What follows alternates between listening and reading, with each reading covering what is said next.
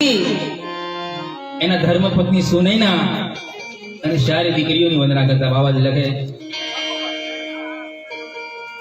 પ્રણવહુ પરિજન સહિત વિદેવ પ્રણવહુ પરિજન સહિત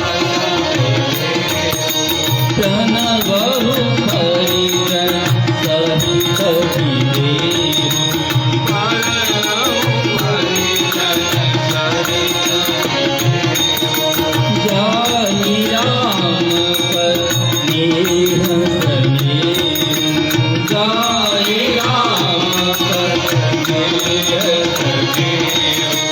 जोग भोगम राखे गोरी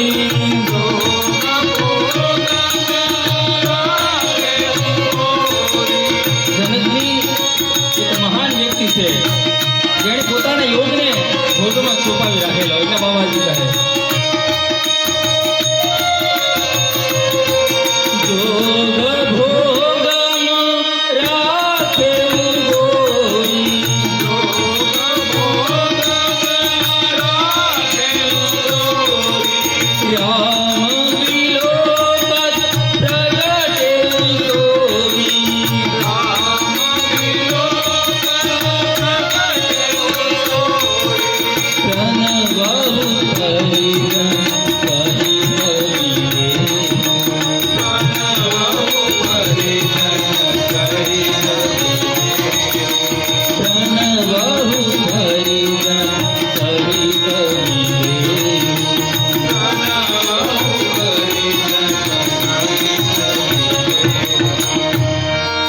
પોતાના યોગને ભોગમાં છુપાયો બે સોપાઈમાં જનકજી અને એના પરિવારની વંદના કરી ઘણા લોકો અહીં શંકા કરે કે તુલસીદાસજી ઉર્મિલાની વંદના ન કરી સુરતી કીર્તિ માંડવીની વંદના કેમ ન કરી પણ તુલસીદાસજી એમ કહેવા માંગે કે કુળ જેટલું રઘુકુળ મહાન છે એટલું જનકનું કુળ મહાન છે અને એની બધાની વ્યક્તિગત વંદના કરીશ તો કથાનો વિસ્તાર થઈ જશે એટલા માટે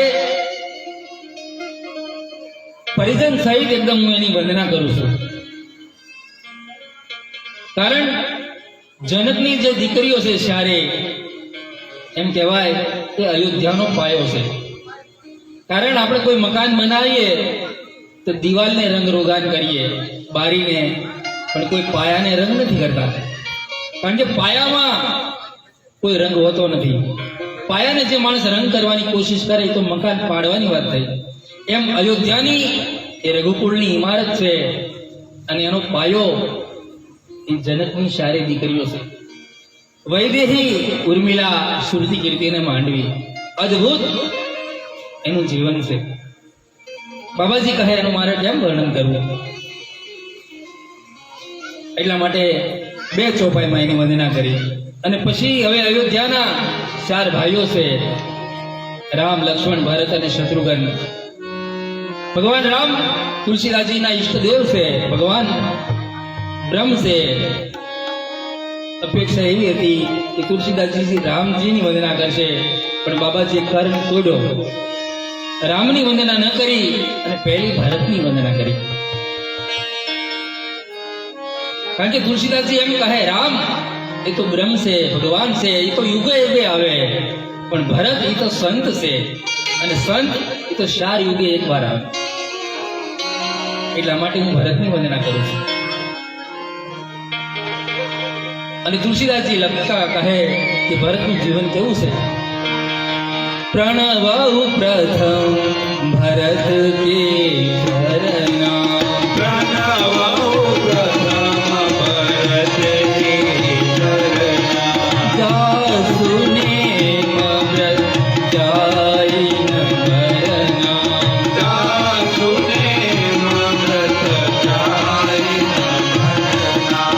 નમરના સુને મવ્રત જાય નમરના સુને મવ્રત જાય નમરના ભરતજી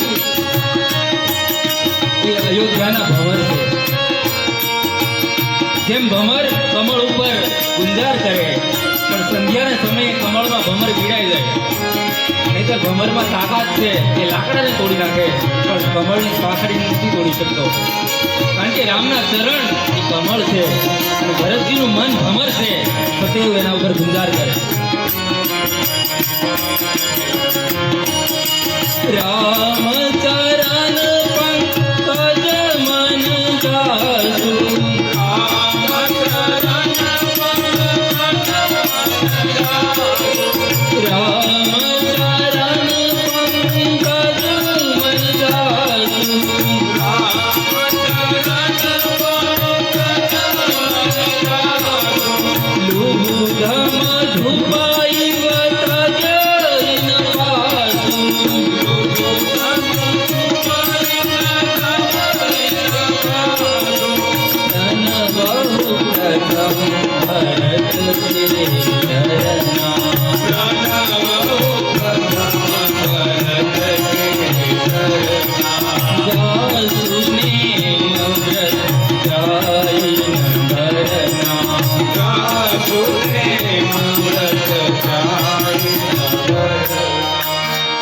ભરતનું ચરિત્ર અદ્ભુત છે. એટલા માટે સૌ પ્રથમ ભરતજીની વંદના કરી. કારણ કે ભરત, તુલસીદાસજી કહે, ભરતજી ન હોત તો મારા જેવા શઠને રામની સન્મુખ કોણ કરે? કારણ કે ભરતજીનું અદ્ભુત ચરિત્ર છે. એના જીવનમાં ભરતજી એમ કહેવાય કે જ્યારે ભગવાન રામજી રાવણને માર્યો અને અયોધ્યામાં આવ્યા, ધામધૂમથી રાજ્યાભિષેક થયો, સિંહાસન ઉપર સીતા અને રામ બિરાજમાન થયા, શત્રુઘ્ન, હનુમાનજી બધા ભગવાનની સેવા કરે, પણ હનુમાનજીની આંખમાં આંસુ હતા. ભગવાને પૂછ્યું, હનુમાન શું થયું આજ, કેમ મારુતિ એટલા મહત્વના પ્રસંગે તારી આંખમાં આંસુ? ત્યારે હનુમાનજી કહે, પ્રભુ આજે તમારો રાજ્યાભિષેક છે, આટલી બધી સુંદર વ્યવસ્થા છે, લોકો એટલા ઉત્સાહથી નાચે છે, પણ આમાં ક્યાંય ભરતજી દેખાતા નથી. અને ભરત ન હોય તો રામ રાજા થાય એનો કોઈ અર્થ નથી. બોલે ભરત નથી? બોલે નહીં. ભગવાને સેવકોને મોકલા, તપાસ કરો ભરત ક્યાં છે. આખી અયોધ્યામાં તપાસ કર્યા પણ ભરતજી ક્યાંય મળતા નથી. હનુમાનજીને કહે, મારુતિ તમે જાઓ, ગોતો ભરતજી ક્યાં છે. તો હનુમાનજી જોવે તો ભગવાનના સિંહાસન ઉપર પાછળ ભરતજી ઉભા હતા અને ઉભા ભગવાનના ઉપર છત્ર ફેરવતા હતા. હનુમાનજી કહે, ભરતજી તમે અહીં? ત્યારે ભરતજી એટલું કહે, હનુમાન મને અહીં ઉભો રહે. કેમ? મારા જીવનમાં મેં એવું કોઈ કામ નથી કર્યું, હું રામની સન્મુખ રહું. મારા હિસાબે તો ભગવાનને દર ભટકવું પડ્યું. મારી માએ વરદાન માંગ્યા, એટલા માટે હું રામની સામે નહીં આવી શકું. ભગવાનને હનુમાનજી કહે, ભરતજી તમારી પાછળ છે પણ આવતા નથી. બોલે ભરતજી કરે છે શું? બોલે તમારા ઉપર છત્ર ફેરવે છે. ત્યારે ભગવાન કહે, તો હનુમાન ભરતને ત્યાં જ ઉભો રહેવો દે, કારણ જ્યાં સુધી મારા મસ્તક ઉપર ભરતનું છત્ર છાયા નહીં હોય ત્યાં સુધી મારું રાજ્ય સલામત નથી. કારણ કે અદ્ભુત પાત્ર છે એવું ભરતજીનું. ભગવાનને કોઈ એમ કહે, તમે તો સમર્થ છો, બધું કરી શકો, તો ભગવાન હા પાડે, હા હું બધું કરી શકું. પણ ભગવાનને કોઈ એમ કહે, આ વ્યાસપીઠ છે, તમે વ્યાસપીઠ ઉપર બેસો અને ભરતની કથા કહો, તો ભગવાન ના પાડે, હું ભરતની કથા ન કહી શકું. કારણ કે ભરતનું ચરિત્ર જ અદ્ભુત છે, એનું વર્ણન કરવું બહુ મુશ્કેલ છે.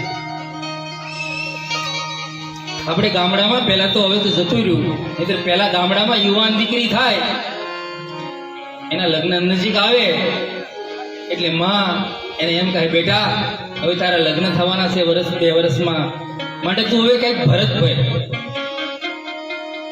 પહેલા દીકરીઓ ભરત ભરતી હતી, કોઈ કાપડમાં ભરત, અને દીકરીના લગ્ન થાય એટલે બધું ભરત એના કરિયાવરમાં લઈ પોતાના સાસરે જઈ દિવાલ ઉપર લગાડે અને મકાનને ઉજળું કરે. એમ તુલસીદાસજી એમ કહે કે આપણું જીવન એક મકાન છે, પણ જો એમાં ભરત ભરાઈ જાય, આપણા હૃદયમાં બધું ભરત આવી જાય, તો આપણું જીવન ધન્ય છે. તો પછી રામ બહુ દૂર નથી, એવું ભરતજીનું જીવન છે. પ્રસંગ આવશે ત્યારે વિસ્તારથી ભરતજીનું વર્ણન કરશું. અહીં તો 2 ચોપાઈમાં એનું વંદના કરી તો તુલસીદાસજીએ ભરતજીની વંદના કરી અને પછી 4 ચોપાઈમાં લક્ષ્મણની વંદના કરે છે કે લક્ષ્મણ એનું જીવન કેવું છે.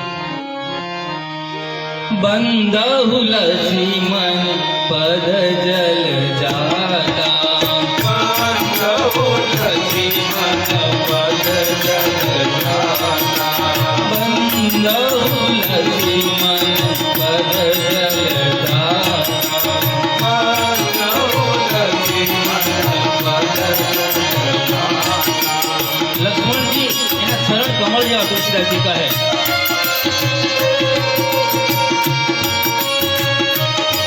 સુભગ ભગત સુખ દાતા લક્ષ્મણના ચરણ છે. પણ સવાલ એ થાય કે કોઈ ખુલ્લા પગે વનમાં 14 વર્ષ ફરે તો એના શરણ કમળ જેવા નથી રહેતા, ધૂળ ધૂસરી વાળા થાય. પણ લક્ષ્મણના ચરણ કમળ જેવા તુલસીદાસજી કહે. કેમ? કારણ કે જે રામને પગલે પગલે લક્ષ્મણજી ચાલ્યા. આ જગતમાં શરણ એના સુંદર છે જે રામને પગલે ચાલે. રામને પગલે ચાલે એના શરણ થોડા સુંદર હોય. જેણે એક એક કદમ રામને પગલે ચાલી અને પોતાનું જીવન વ્યતીત કર્યું. એટલા માટે ગોસ્વામીજી કહે શીતલ સુભગ ભગત સુખદાતા. અને બીજું કહે કે લક્ષ્મણ એ ભગવાનની કીર્તિનો ધ્વજ દંડ છે. જેમ ધજા ફરકતી હોય, ધજા ક્યાં સુધી ફરકે? દંડ સલામત હોય તો જ. ભગવાનની કીર્તિનો લક્ષ્મણ એ દંડ છે. ભગવાનની કીર્તિને જરા પણ આશ નથી આવવા દેતા એવું લક્ષ્મણનું જીવન છે. શીતળ સુભગ ભગત સુખાતા, ભક્તોને સુખ આપનારું લક્ષ્મણનું જીવન.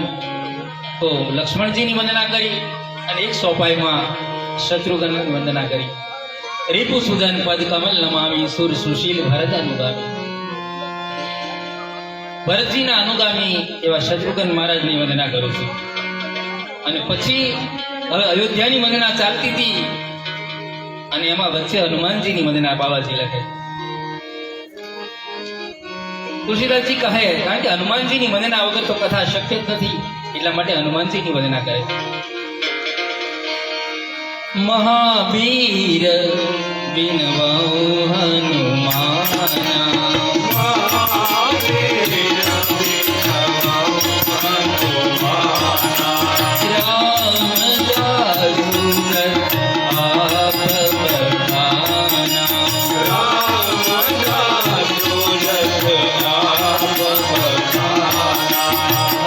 વંદના કરતા તુલસીદાસજી કહે કે હનુમાનજીનું જીવન કેવું છે અદભુત. રામજી જેના વખાણ કરે વર્ણન કોઈ પણ છતાં એના અભિમાન ના આવે. એટલા માટે હનુમાનજીની વંદના કરતા બાબાજી કહે મહાવીર છે.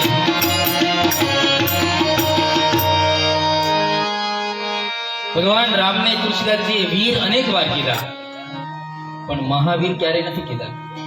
મહાવીર એક હનુમાનજીને જ કીધા. કારણ કે હનુમાન